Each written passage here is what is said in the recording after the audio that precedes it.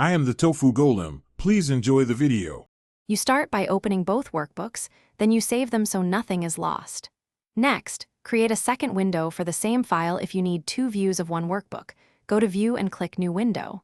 Once done, you have distinct windows to arrange.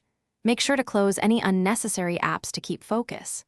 This sets the stage for side-by-side viewing and keeps your files responsive when you tile or cascade them on the screen. You now turn on the core feature. Go to View and choose View Side by Side.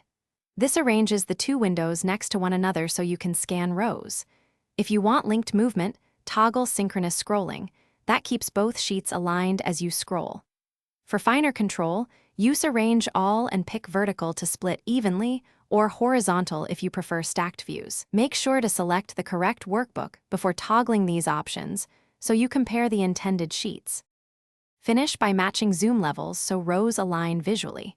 Select Zoom or type a % to equalize view.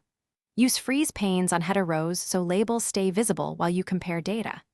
If formulas or filters differ, temporarily clear filters to see full datasets.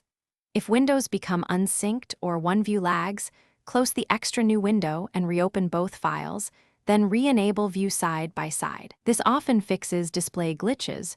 Try it before restarting. Thanks for watching. Consider subscribing if we helped you today.